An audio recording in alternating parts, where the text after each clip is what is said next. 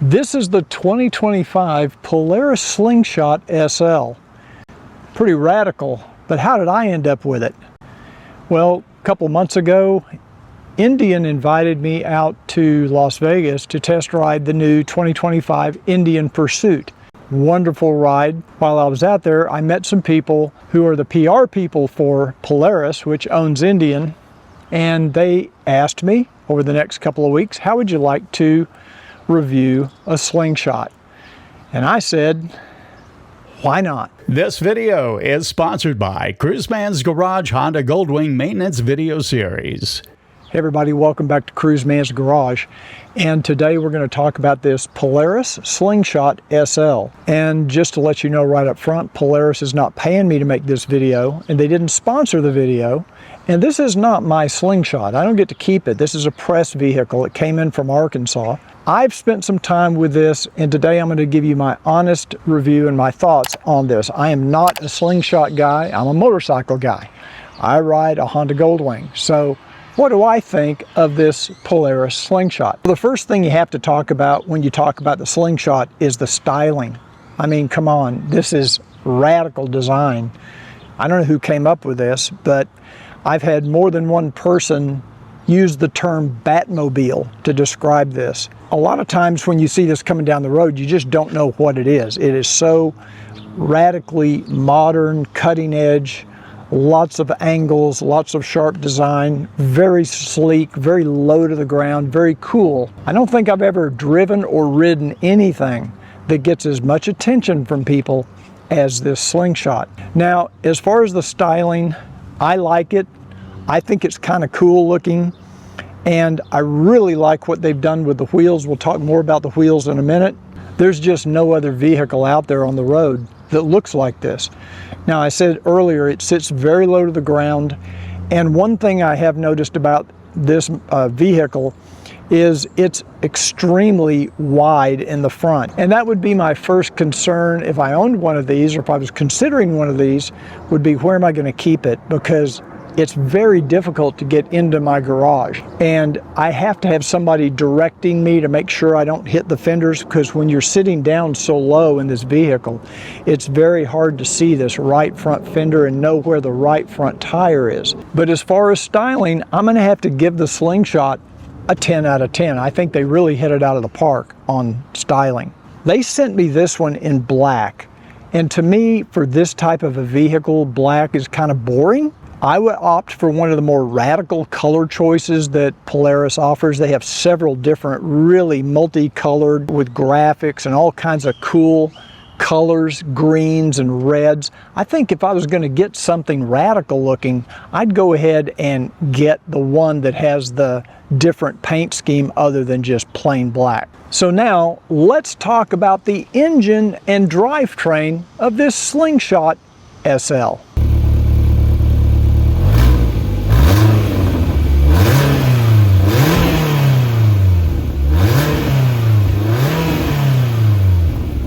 The Slingshot SL is powered by a 2.0-liter ProStar 4-cylinder engine that produces 180 horsepower at 8,000 RPM and 128 foot-pounds of torque at 6,500 RPM. The engine is mated to a 5-speed manual transmission, or they also offer what they call auto drive, which is their automatic model. The one thing I did notice right off the bat is it has a very smooth transmission. It's got a very good shifting manual transmission. I've heard nothing but horror stories about the automatic transmission. So they sent me the manual to test, and I'm glad they did, because I think it makes it a little more fun too. And apparently the automatic version of the Slingshot is not wonderful. My personal opinion is that this 4-cylinder engine is perfectly suited for this platform. It has plenty of power, more than you probably are ever going to need. If, however, you feel like you need more horsepower, you can always move up to the SLR or the R models, which have 200 horsepower. Power is delivered to the rear wheel by a quiet and very responsive belt drive. Up front, you've got an 18-inch cast aluminum wheel that's 7.5 inches wide, wrapped in a Kendra 225/45 SS 799. Out back you've got a 20-inch cast aluminum wheel that's 9 inches wide with a 255/35 Kendra SS 799. As far as braking, you have the same brakes up front as you do in the back. Here you got two 298 millimeter or 11 3/4 inch rotors with one-pot calipers. In the back you have the same thing and another one-pot caliper. And you really kind of feel like it needs a little bit more than that. The braking we felt like was a little bit soft. So what does this 2025 Slingshot SL drive like? Let's find out.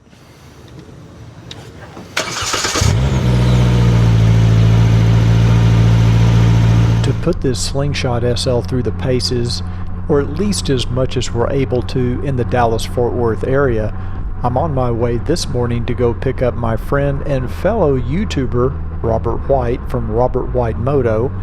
We're meeting at a Starbucks and then we're going to head out from there and go ride a couple of the roads here that do have a few curves, and we're going to head out to Buc-ee's to get some breakfast. Our Saturday morning drive begins with approximately 15 miles of driving on 3-lane boulevards within the Dallas area. On these smooth roadways, the Slingshot delivers an exceptionally compliant and enjoyable driving experience. However, when you encounter uneven concrete surfaces or road bumps, the impacts are distinctly noticeable. The suspension exhibits firmness and is tuned primarily for handling rather than providing a plush ride. The variable speed power steering system is highly responsive, enabling the driver to effortlessly alter direction with minimal input. Overall, the handling of the Slingshot is very predictable and precise. Robert and I agreed that the handling felt a little like a go-kart on steroids. Acceleration from the 180 horsepower 4-cylinder engine was smooth and powerful, thanks in part to the buttery smooth 5-speed transmission. We kept the Slingshot in comfort mode, which is the default drive mode. But there is a Slingshot mode, which is sort of like a sport mode. You can turn Slingshot mode on by pressing the red button on the steering wheel. But with the manual transmission, I'm not really sure what you gain with Slingshot mode, since you can control the shift points. As for comfort, the adjustable vinyl seats were surprisingly cushy and comfortable. At 6 foot 2 inches tall, there's more than enough legroom on the driver's side. In fact, with the seat all the way back, I could barely fully engage the clutch pedal. So even someone 6'4" or more would probably be comfortable driving the Slingshot.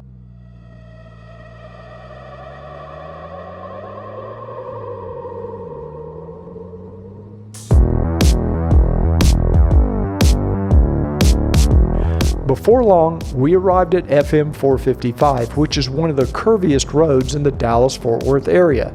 And this is where the Slingshot was the most enjoyable.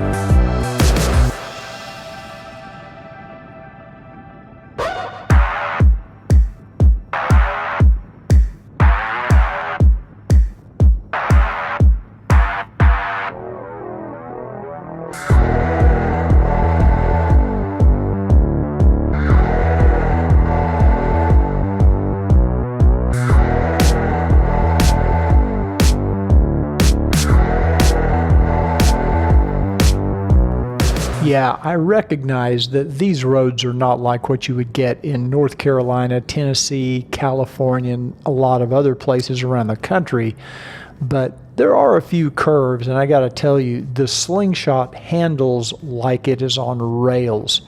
In my opinion, this is the kind of driving this machine was made for. Curvy country roads without a lot of traffic.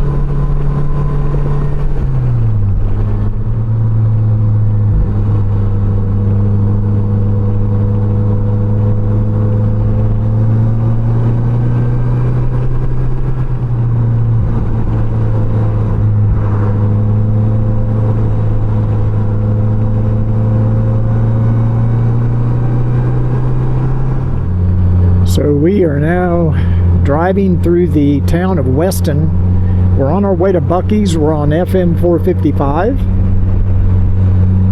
And just a nice little leisurely curvy road coming out of Weston here. Speeds aren't too high on these roads.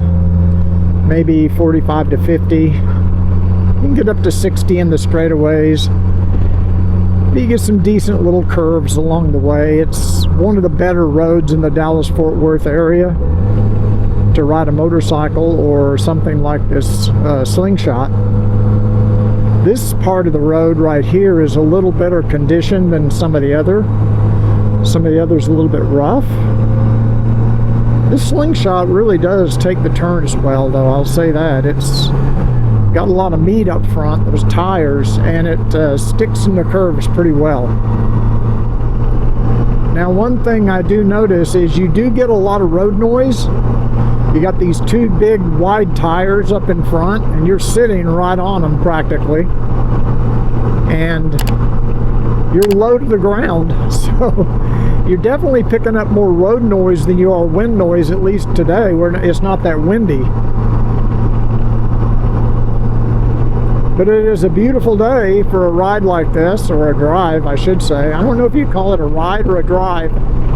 I'm going to call it a drive because I'm sitting in a seat and I've got a steering wheel, so I call that a drive. And I have to say, those seats are pretty comfortable. I was concerned they'd be stiff and not very comfortable, but they're actually pretty comfortable. I think you could actually do a few hundred miles in this if you needed to. As we make our way to Buc-ee's, I'm really trying to decide, what is the Slingshot really made for? What's it good at? I don't personally consider this a long-distance touring machine. Number one, there's so much road noise that I think if you go more than 100 or 200 miles, you'd start getting really uncomfortable.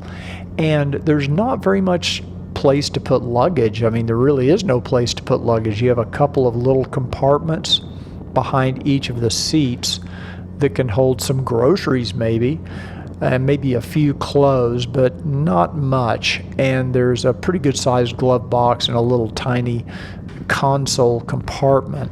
So it's really not designed for long distance travel. And I also wouldn't consider it good as a commuter or something you'd want to drive in a congested city like we have here in the Dallas-Fort Worth area. These country roads, curvy roads, are what this machine is made for. This would be great in California, North Carolina, Tennessee, any state where you have lots of country roads that are really not too heavily traveled, not a lot of traffic, and you can zip around and have a lot of fun with this thing. This is a fun machine, not a practical machine. It's a novelty vehicle, one that you can really have a lot of fun with. So we made it to Buc-ee's. We're going to go inside and have breakfast. As soon as I parked the Slingshot at Buc-ee's, there was a bird in a tree that felt like this was the perfect place to relieve himself. So I apologize for the extra graphics on the hood. After breakfast, it was Robert's turn to drive the Slingshot back home. Robert White took the controls and I rode as a passenger. And you definitely want to check out his channel. He has a review of this Slingshot SL. That's Robert White Moto. But before you go to Robert's channel, let's check out some of the tech features on this Slingshot SL. The Slingshot has a digital display in between the tach and the speedometer on the dashboard just in front of the steering wheel. And there are several different modes. You can change these modes to display different information. The SL model has the ride command screen on the center console, and it looks very similar to what we've had in the past on the Indian motorcycles. A lot of helpful information on this screen, and using buttons at the bottom, you can switch between various screens of information. There is no built-in navigation or Apple CarPlay on the SL model. You have to add one of the accessory packages to get those features. You can, however, connect your cell phone with Bluetooth and make and receive phone calls using the built-in electronics. From the settings screen, you can invoke the rear camera, or you can change the ride mode from Comfort to Slingshot. I'm not sure why you would do this on the screen since you have a Slingshot mode button on the steering wheel, but it is here nonetheless. You can also adjust your display brightness. The steering wheel contains buttons to adjust your volume as well as next track, previous track, and on the right side you've got your cruise control. And as you can see, the buttons are backlit for night driving. There is a backup camera that comes on automatically on the screen when you put the Slingshot into reverse, and it's a very good camera. Inside the glove box you'll find a USB port and a 12-volt cigarette lighter style port, and a second USB port located in the front of the console. So when it comes to safety, the Slingshot SL is equipped with seat belts in both seats. They also have these very sturdy roll bars over both seats. You can ignore this. This is just one of my mechanisms for connecting my camera. And they also have anti-lock brakes all the way around, as well as traction and stability control. This thing can get pretty light in the rear, so I think you really need that, especially in wet weather. I found the lighting all the way around to be good. They're all LED lights. There's plenty of rear lights to show people behind you that you're coming to a stop. They've got this center light down the middle, as well as two lights on either side. And I found the headlights to be reasonably bright as well. Regardless of the safety equipment that's included on this Slingshot SL, you always should wear a helmet, preferably a full face helmet when you're driving this Slingshot SL. So is the Slingshot SL a good value? Well, this one, as it's equipped, is $28,299. There is a model below this, the S model, that you can get for about $25,000. The top of the line is the R model, and that can set you back $35,000. So now you're getting into Mazda Miata pricing territory, and then you have to decide, you know, what really is this worth? I guess it's just up to the individual. I think it's for somebody that's got everything. You know, they just don't have this.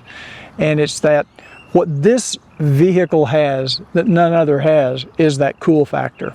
So what is my final assessment of this Slingshot SL? Now that I've driven it maybe 150 miles, it's fun to drive. There's no doubt about it. There's nothing else like it. It's kind of reminds me of a go-kart. You know, it handles a lot like a go-kart. It corners like it's on rails. I mean, it really has great cornering. It's very low to the ground, so you do feel every bump. And I would say that this vehicle is not really well suited for city driving. I live in Dallas-Fort Worth. There's a lot of traffic here, a lot of freeways. Not the most courteous drivers in the world. As far as cool factor, I don't think I've ever ridden or driven anything that has that cool factor that this vehicle has. It is really cool. So let me know in the comments down below, what do you think of this Slingshot SL? Put it in the comments down below. If you have any questions about it, let me know as well. And I hope you enjoyed this video. If you did, do me a favor, please give it a thumbs up, because that really does help my YouTube channel. So until the next Cruiseman's review, ride often or drive often, but ride safe.